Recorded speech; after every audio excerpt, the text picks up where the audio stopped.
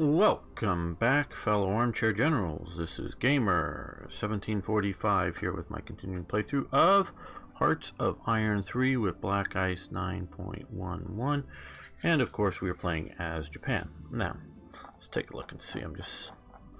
How's our battle? Okay, going fairly well, I guess. Looking on that, we'll get into the Philippines here eventually.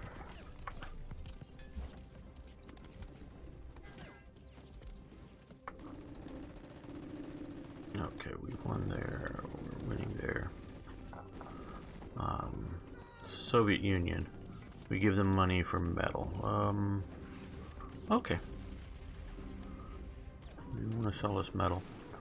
We can take a look at how the war is going here.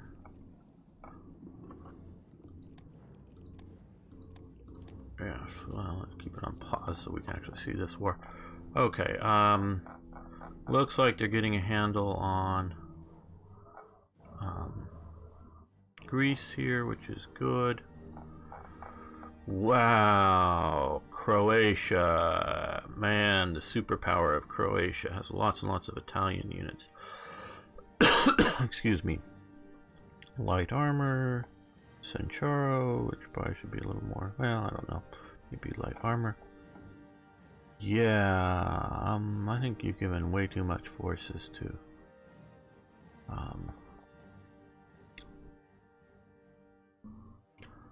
Croatia. Yeah, not nearly enough to Serbia, but whatever. Yeah. Of course, we just had Operation Overlord landing, so we'll see how that works. Should move all those Croatian units to here and fight.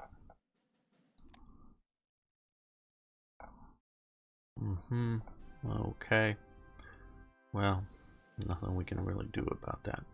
And Nick sort of reminded me, cautioned me, questioned, which is very good, very helpful, this isn't a complaint, about reorganizing some of these fleets, and particularly these big numbers, which quite honestly I don't look at enough, the negatives there versus, and I did look here, 0%, so we have enough balance between light forces and heavy forces in this stack.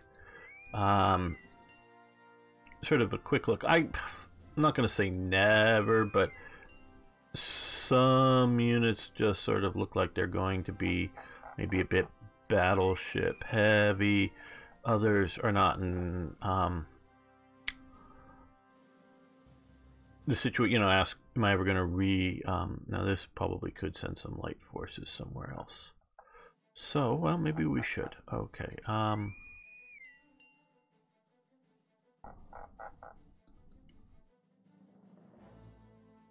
let's send a light cruiser. No, well, doesn't really matter down to here.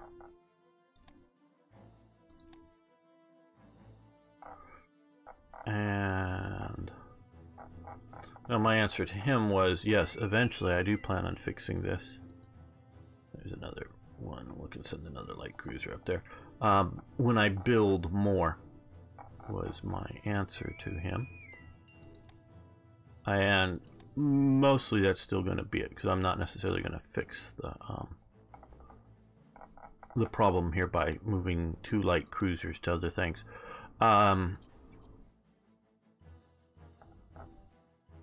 I guess I'm thinking, feeling, yeah, sure, I'm doing a little bit of that, and off of what he's suggesting here, but I don't even know if the problem is fixable other than simply removing ships from action, which may be the right decision.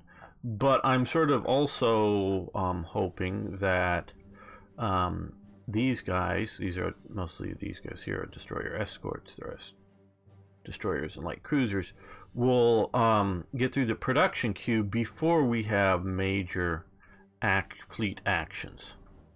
And so if we can get them through,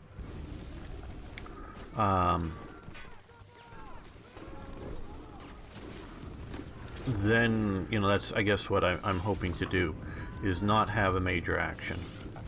Get them...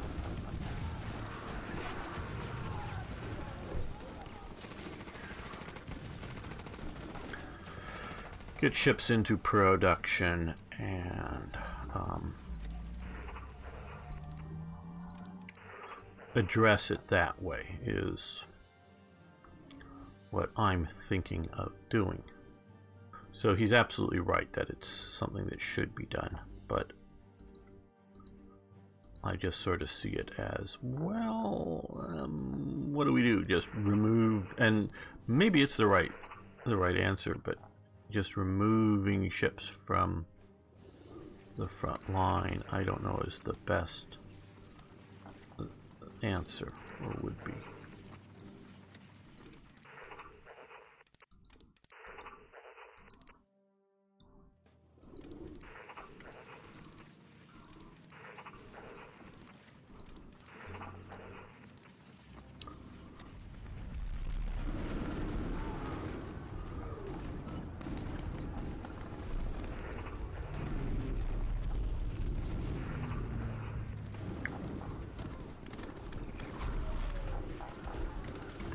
So,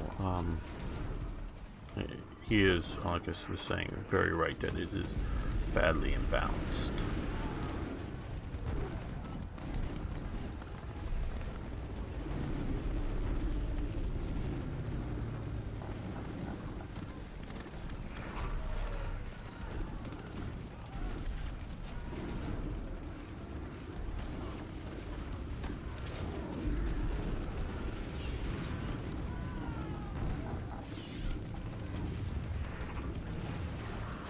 Okay, well, I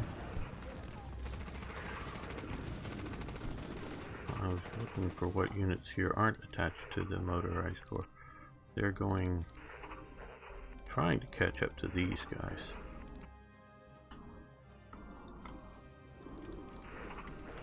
Okay, they're not.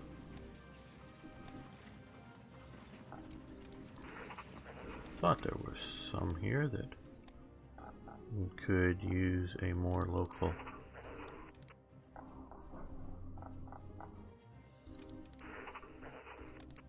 command structure here.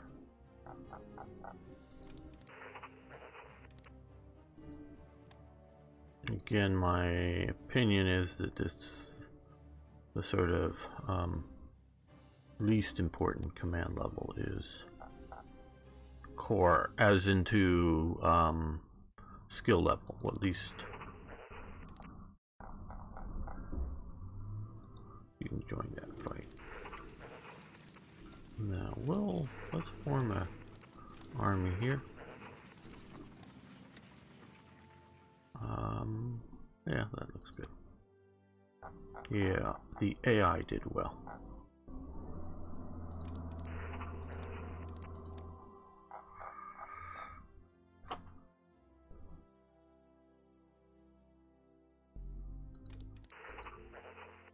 There we go, they need to be.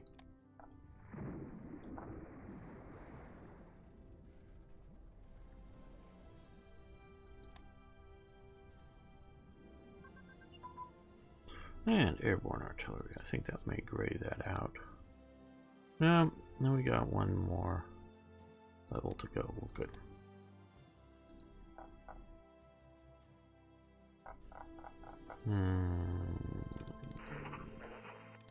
Oh, come on, get back here. Your air movement got interrupted, I see. Okay. Well.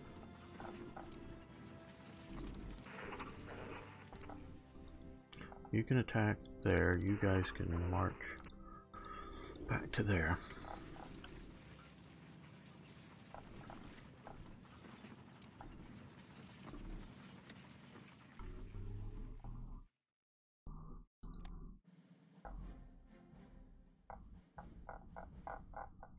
Good, I sent these guys here.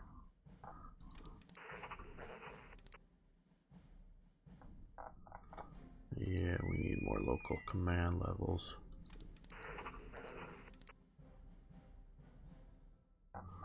Well, you start marching to there. I think we have... Yeah. Some garrison troops coming to help hold that. And down here, I'm hoping. Let's rebase you and see if we can do another naval invasion.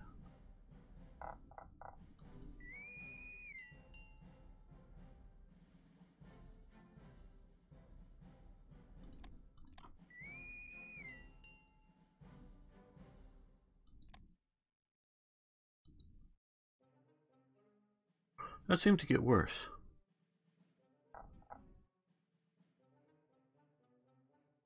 That got worse. Went from 145 to 166 positioning penalty for adding a light cruiser. So does light cruiser not equal light forces? Then why the hell do they have the light forces coloration? Now I know you could say like light cruiser, well it could be like a light battleship. It's still a battleship. I get that, but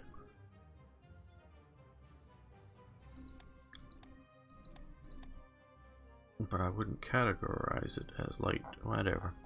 I don't know. I'm not the best naval. Don't come to me to get your best advice for how to fight a naval war with Hoi 4 or Hoi 3 or Hoi 4. Okay. Looks like these guys are retreating a lot. Well, it's the terrain. Both attacks would be into jungle. Let's put 2 into here and see what that's like.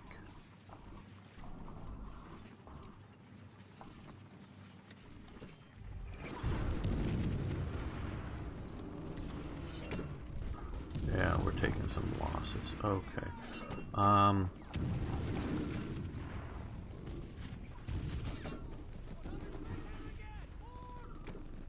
We can send him down there later.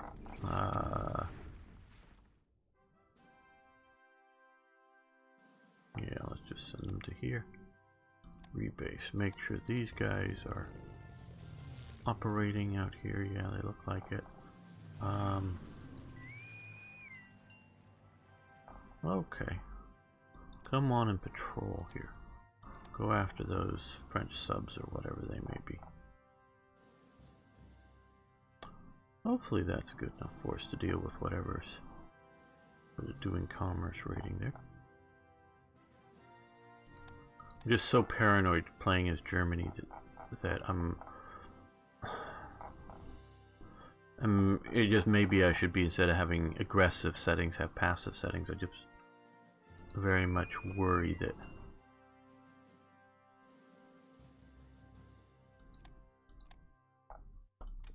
we're gonna bump into something way too big for us. Not something that we're gonna take losses, but I mean that's never nice. And especially with ships, they do cost a fair amount of IC, and of course take a long time to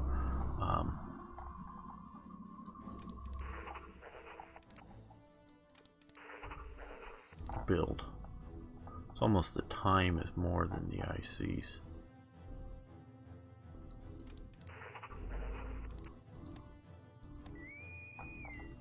Okay, you can transport down to there. You guys can get on here, and come out here. Rebase, because I want to use you for invasion purposes. Take out a few more islands. I like that the islands are there to the enemy controlled islands are there to do my own commerce raiding, because sinking their transports in my area, like I'm having happen here, is a good thing, but also of course want to limit their fleets from operating. They may be operating out of here. I probably need to take the Andaman Islands.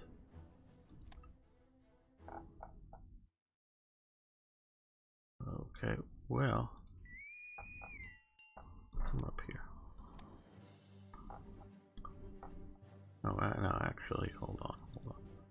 What do we have here for? Okay, these guys. They're a better choice. Invasion, yes. Invasion, invasion, invasion. Take that out. So I don't know where else locally the French could be basing out of. You know, either they're coming out of here or they're maybe coming out of here, but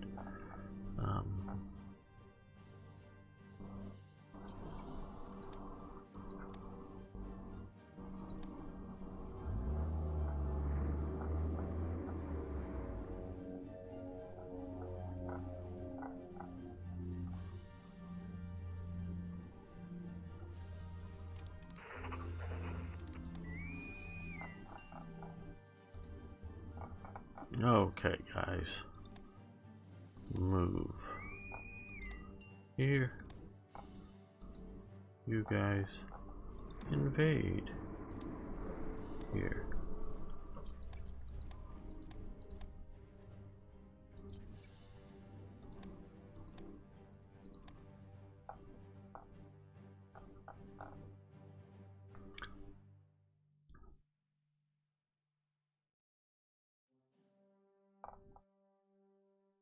Let's do what the Japanese did.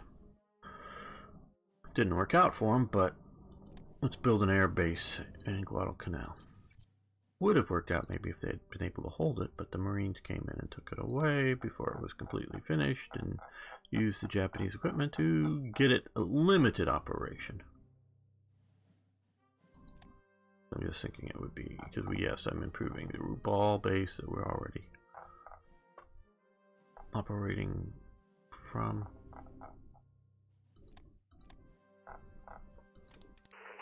Okay, let's see if you guys can take on them. Okay, hold up until you get them, because they may be useful once.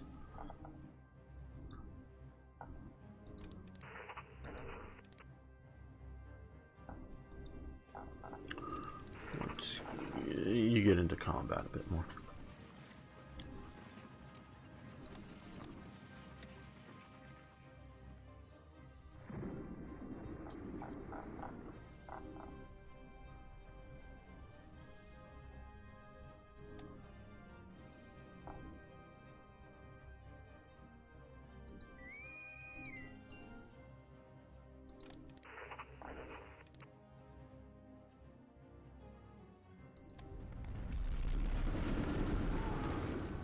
I think the Commonwealth has run out of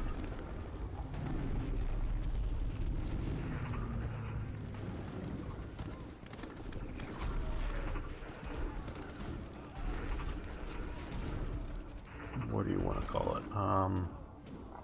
Ships to try to contest my invasions here.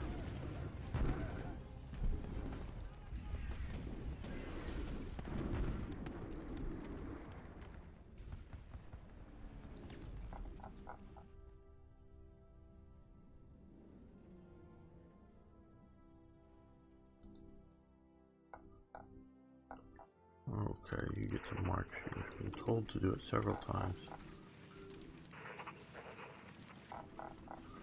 I know you keep running out of... Oh, stop.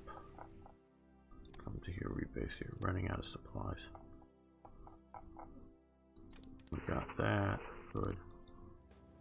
I don't think we can go there from here, so... Well, eliminates another base. Potentially. Are there potential? Maybe operational use, whether they were doing it or not, I don't know.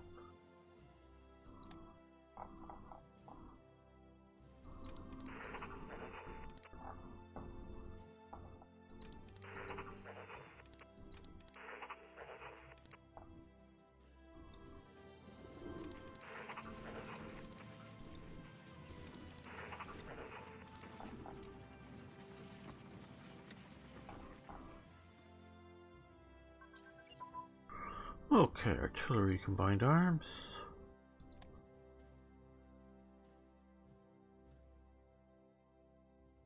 I know that just seems so normal for us today, but the idea of integration was not necessarily something that was well done or well understood.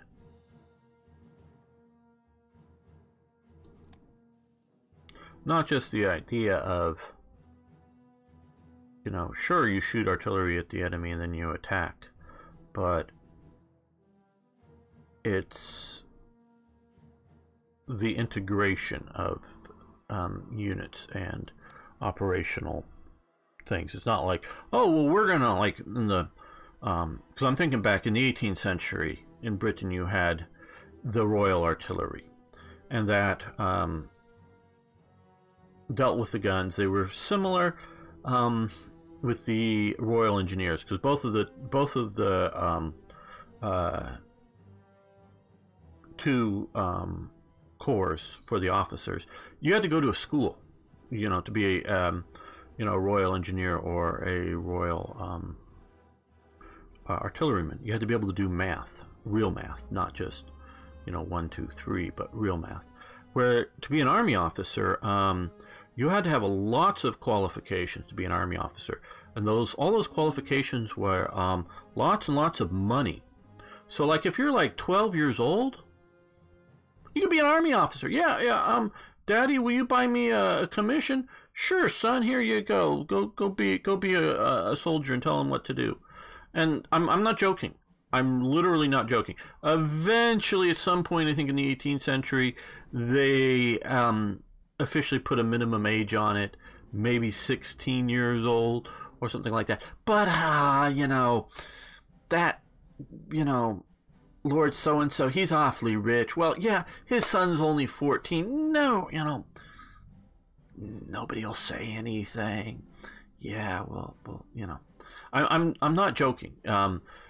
It very much was that. There were ways to get free commissions, but those were limited and not really wanted by the people who had them. Because what good's a free commission? You get paid, but you don't get paid that much. And once you're done being in the Army, yeah, I don't have any money. Because, you know, let's just say, I like round numbers, because I don't like math. I'd be a good Army officer, not a good engineer officer. Let's say you get paid £100 a year. Well, it probably costs about £200 a year to be an Army officer. So yeah, so you're running about £100 a year in debt. Now you maybe have friends, family, and other people that will chip in to support you, and that's often the way it was.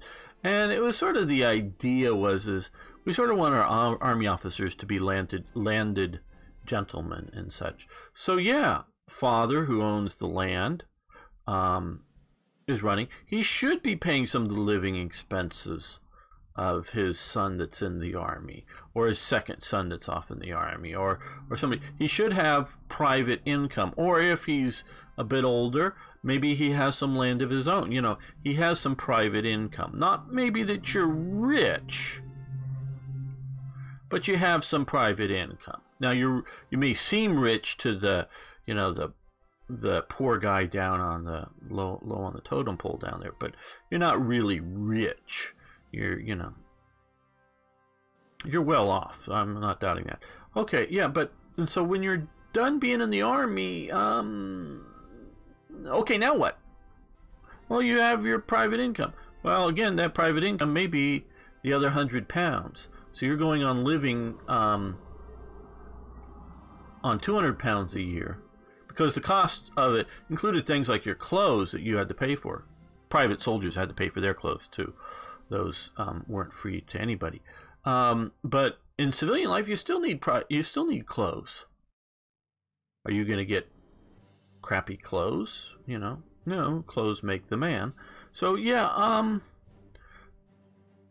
so, and if you didn't have a private income, and a lot of the people who were got free commissions, they didn't have much of a private income, and yeah, what are they going to do once they leave the Army? Now, if you have a commission that you paid for, you get to sell it. So yeah, pay, you know, £10,000 for a commission. Sure, that's a lot of money. Or £1,000 or whatever. I mean, it depends on the rank and depends on when. You get to sell it. And when you sell it to some other fool, you get all that money to live on in your retirement. That was the retirement plan.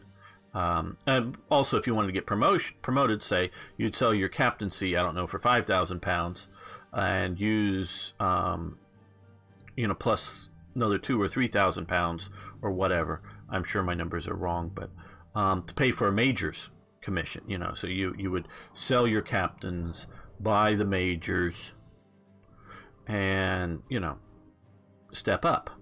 And that kind of thing, it would help you step up, and somebody would buy the other ranks. So yeah, in the Army, you just needed money to, you didn't need any skill qualifications. There was no Sandhurst or anything to go get trained at. Even for basic Army officers training, there was zero. Now, of course, that doesn't mean that the officers didn't have any training when they started. They often did, because they got themselves a little bit of training. It wasn't necessarily like what we would think of training, but they read some books. They got taught, how to command troops and, form the square, left company to the right, march 12 paces. The, third company to the left, march 12 paces, whatever, to march them to form the square. They learned the commands. They learned the basics of, telling the troops sort of what to do, often before they got there. But and it's not just that there are cases in which there are the small minority of cases are somebody who bought a commission to be in the Royal Welsh Fusiliers, and the guy never showed up.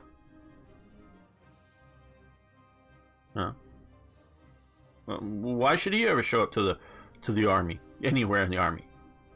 I own this. Maybe I buy a uniform to dress nice in London.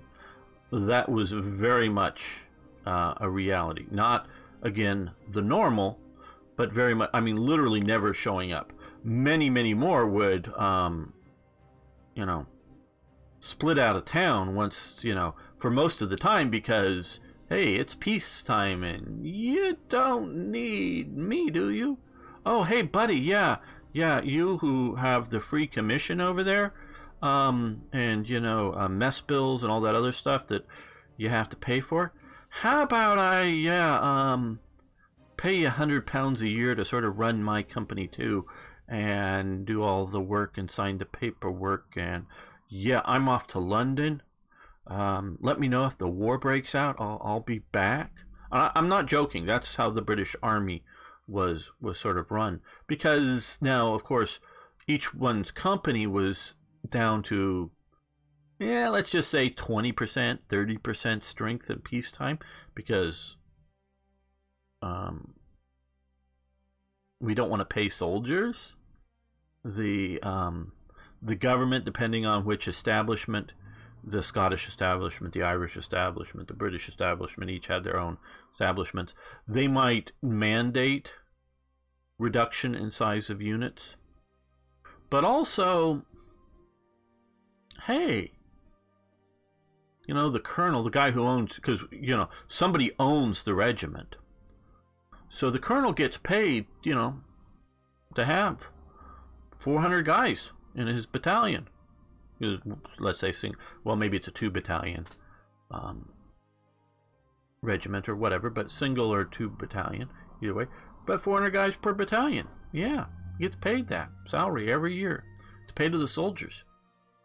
But if we only have 200 people in it, I could keep the salary from the other 200 people. Yeah, sounds good to me. And if a war breaks out, yeah, we'll recruit up. That's very much how.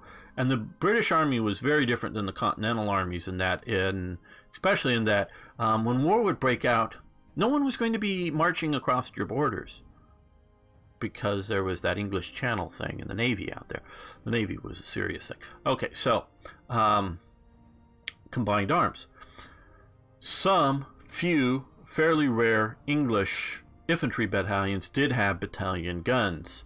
that would be a combined arm that would be combining artillery and infantry in a very limited way, and there were lots and lots of complaints about it because mostly it made a battalion that had infantry guns with it very, very slow to maneuver around, because you had to maneuver the guns, and it just didn't work out well.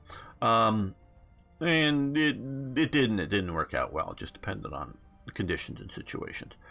But, and even there, yeah, you got artillery and infantry in that limited case, but mostly and the whole cavalry was a whole sort of different establishment to the infantry. So they did not work well and combine arms like later we see it. And moving into World War I, you can, oh yeah, we're going to barrage them for 3 days and then we'll attack. Yeah, well, they know where we're going to be coming, but we're going to kill so many of them in the artillery barrage, we'll just be able to slowly walk over them and shoot the wounded as we advance. Well, obviously that didn't work out well. And so they tried, and they started to develop in World War I things like the creeping artillery barrage, in which the infantry would follow along in the immediate wake of it, combining the two arms and advancing. So, you know, that was being developed in World War I. And yeah, I'm overstating some of this a little bit to illustrate it, but it's definitely that type of thing going on. And so I say, to us it seems a no-brainer. Well, of course you'd want to do that. But, and now here's why you wouldn't want to combine arms. Okay? Here's why you wouldn't want to have combined arms. Do you want somebody commanding the troops who have absolutely no idea how to command troops? You know, I don't mean, you know, they may be able to command artillery troops. I don't mean that they, you know, don't have command experience. I mean, they don't know how, you know, when you tell them to attack, how, you know, they don't know what they're doing. They have no military field command ideas. So you don't want to put the artillery officers in charge of the infantry, because that would just be a complete disaster. And it probably would be. I'm not joking. It probably would be a complete disaster. They just would not do it well. The British Army built up huge amounts of experience. I'm joking about, no, I'm not joking. I'm telling you the truth about how bad the command structure was. But there was also huge amounts of experience built up. And mostly Britain was able to get itself into a significant war just in time. And you know, you may think war is a bad thing to be avoided. Not necessarily. War can be a good thing. It's sort of the modern notion, and seeing the modern notion of seeing war destroying the world is the bad thing. Where before it was like, oh yeah, we're gonna have a war. Yeah, okay. Yeah, a few towns and villages are gonna be messed up, and people are gonna die there.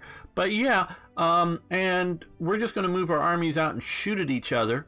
And yeah, and then, you know, we go home, and they'll have many more people die from other reasons than any of the shooting. So it wasn't necessarily like a bad thing, you know, that bad of a thing. And it was like, hey, gets out there and do it.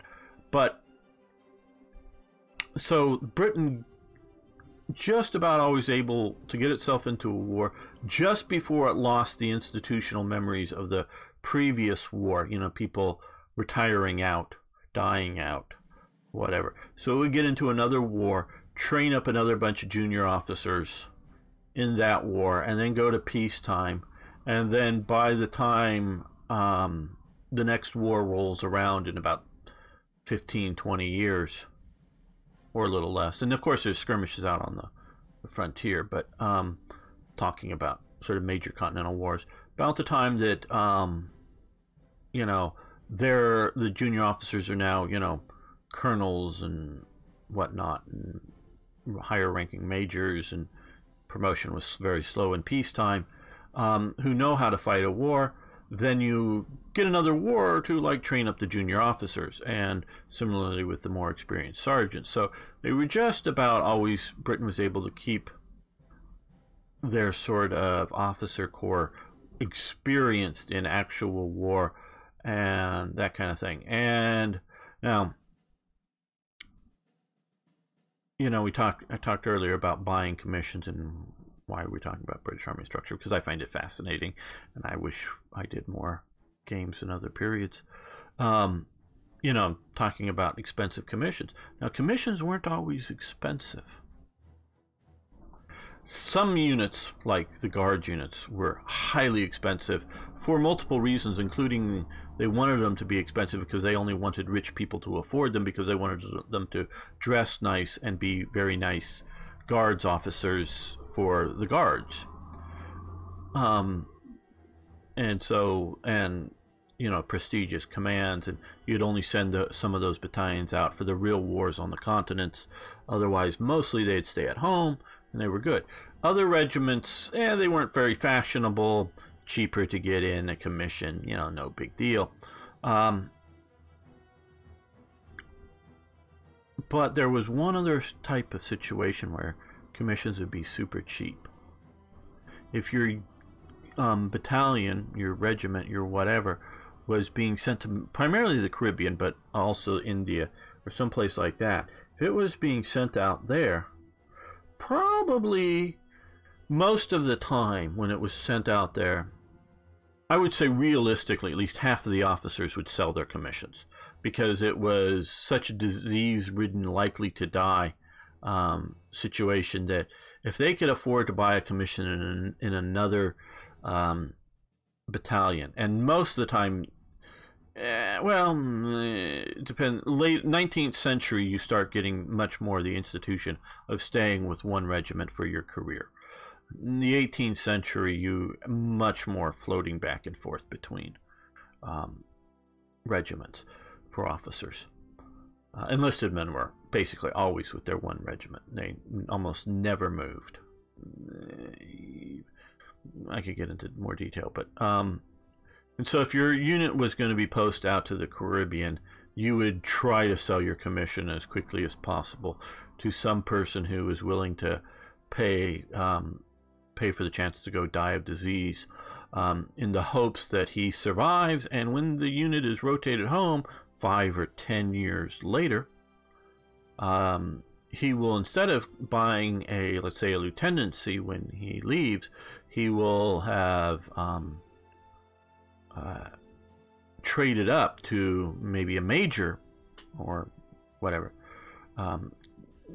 Promotion was slow, but you know, you didn't get out of colonels very easy. Lieutenant colonels there were a few more of, but try to get promoted back, you know, try to get promoted, but when a captain dies, you try to, like, well, I'll buy his commission, yeah, I'll buy that. And sometimes a guy might have 2 or 3 commissions because he's trying to sell off some of his old ones.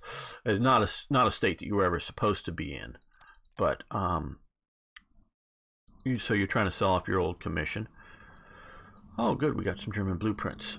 And sell off your old commission to some other poor unfortunate. And then by the time you get rotated back to England, that this decimated unit now is super weak, hardly has any troops left. But everyone knows that it isn't going back to the Caribbean for a long time, and it's going to be built back up to strength. And now that commission is now worth real money, because yeah, it's not going back. It's not like the West Indies something or other unit; those were always stayed out there. But it was the home regiments. Yeah, British Army history is a fascinating, detailed thing to study in and on its own. And I know most of you, because you're watching World War II, aren't interested in it, but I love it, and stuff I could talk all day on. Okay, keep that from happening. Let's look at this. German blueprints are stolen. Our spies have let us improve the ability for political indoctrination to level 4. So, political indoctrination. So we jumped all the way up to there. So they've been doing the SS indoctrination. Very good.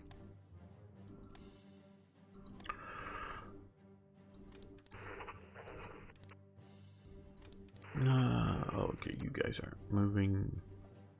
Get moving. Get everything moving but the headquarters. Oh, we lost our agreement for money.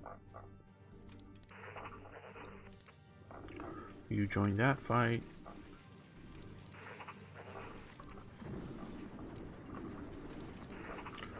I guess you can come down and try this. Well, no, let's go with the coaching. Might as well cut them off of supplies.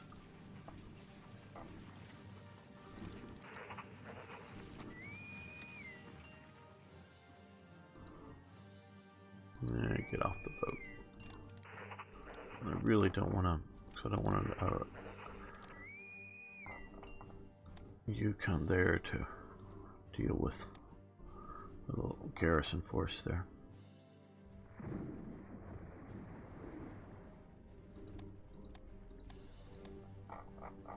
Oh good, we have Manila. Very, very good. Okay. You guys and you guys attack there.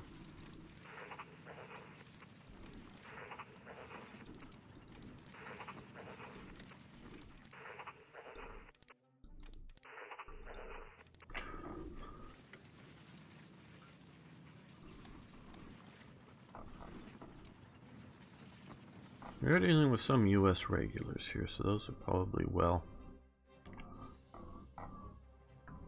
equipped, well doctrined, whatnot. Okay, yeah, I guess everybody just go forward. What's the terrain like here? Okay, you guys. Yeah, well, you guys just move there.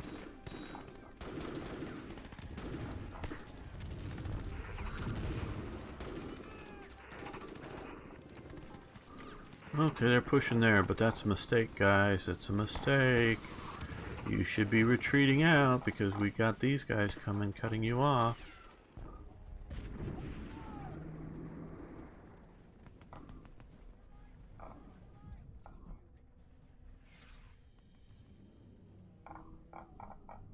Oh, good. You're here now. R joined up there. There we go. Now you're an even better unit. So keep racing along the coast. You're coming to there, so you attack into there. Oh, the Americans are showing up with air power. Multi-rolled fighters. It looked like they're at least temporarily coming through here.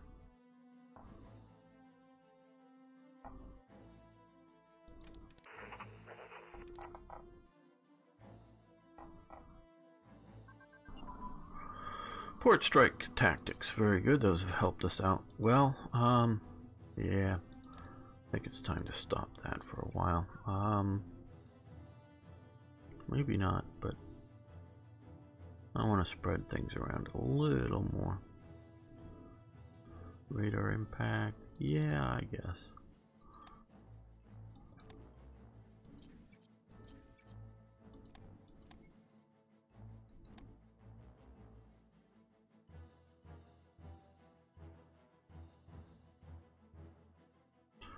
Okay, so we don't have enough. Oh, this is I was thinking it was a light carrier. No, this is a non-carrier. This is a pretend carrier, which we're going to stick a couple of destroyer escorts with it. How does that sound? Okay, and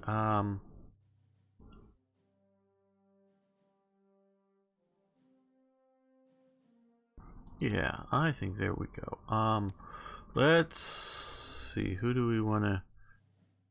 We'll put him with a patrol, because that's what you're going to do. You're going to patrol. Now, let's look out here. We've been getting hammered in this area, it looks like. Looking for, and a little bit out here.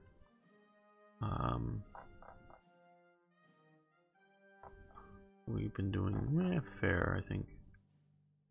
That maybe should be moved. We're still getting some action here. That's sort of what these guys I was trying to, you know. Okay, well maybe they moved. Okay,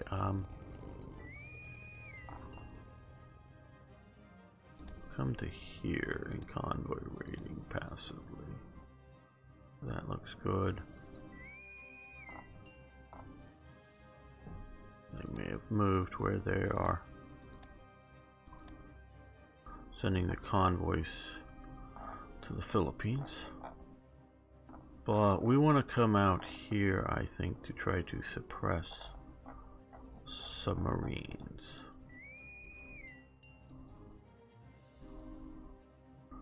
So, head this way. Yeah, you could head to Singapore. Rebase to Singapore.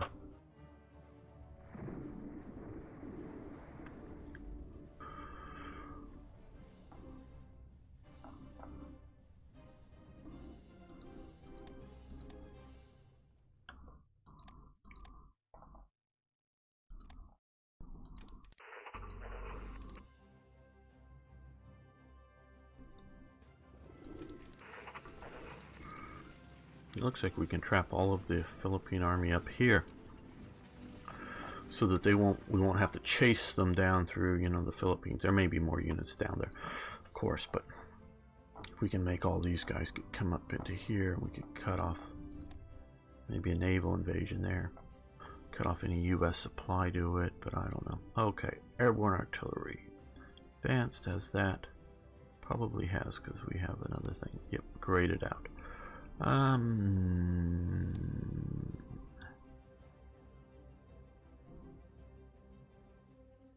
Yeah, because even, I don't know if it'll end that ability to upgrade, but yeah, we'll do heavy anti-tank.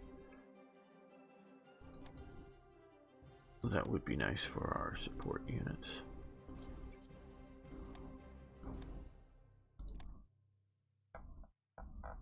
Okay, we have, which unfortunately I sort of forgot about. Well, let's move each one, look at it. Okay, yeah, you get on board. You get on board, you definitely get on board, and you get on board. Okay, where do we go with these guys now? It looks like this is almost over, and it looks like we've got enough forces here to invade the rest of the, you know, Dutch East Indies here. I know Tippett and a few others want me to stay out of Australia. They don't want me to visit their home. But we are going to go there. But I think the combination of making sure that India is nailed down, that we probably have enough forces for it. And I say probably, but I don't know. And the idea of putting a small but viable force somewhere, been talk of like either Oman or Yemen in this area, the idea of knocking one or both of these out entirely, get any units that they may provide somewhere else like here, out of the war, and or coming here. But I don't want to, well, you can raid, you know, I can do an invasion and then immediately get on ship and go away. That would be quite doable. As just a raiding force to convince, you know, the AI to send troops in other places. They're fighting the Vichy French up here, which no one's going to save in time. But, and of course, you know, South Africa. South Africa, I think we would find that there are some units still here. We probably could get there. This is Vichy French, so that's still friendly territory. It's now Axis territory. So, well, so I'm saying that. Why am I not just coming to here? Because I don't have to invade. I don't have a good reason why not to, so I guess because I was just thinking about you know, invading here, and then invading either here or here, and, you know, keep that up. But if I can just come here, see what we can do here. So yeah, that's where they're going to go, and we have I know I'm sort of risky in sending all that out there, but well, these guys are still out. Didn't we send them? Oh no, we sent. Oh, they're going after their bombers. No, we sent a fleet out here. Is it at home? Did we cancel it? No, we sent a fleet.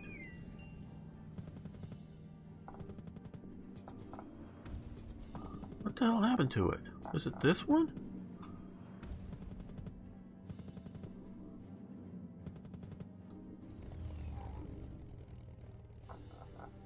Is it shadowing something? Because sometimes I've sort of like a fleet is gone off shadowing enemy units somewhere. You know, following them. We had the one that went out and invaded.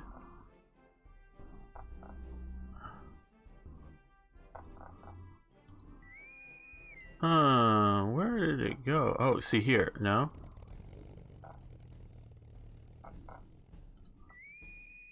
Okay, let's look at this. Maybe I canceled it somehow. Oh, no, this is the patrol one. What's the fleet that's supposed to be patrolling here? Because these are red is commerce rating, green. That's what I'm looking for. Is it? Oh, here it is. It's just right under the chip under that. Oh, okay. Sorry. Yeah, these guys are out looking for these submarines already. Yeah, these guys can head over here because they'll be our actual invasion force. Meet up with the transports.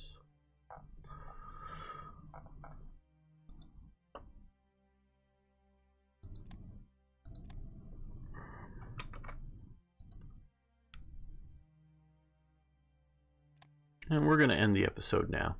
I want to thank you all for watching. Thanks for liking the videos. Hope the stories were good. If you haven't already, please subscribe to the channel. And of course, I really love hearing from you. See you next time for more Hearts of Iron.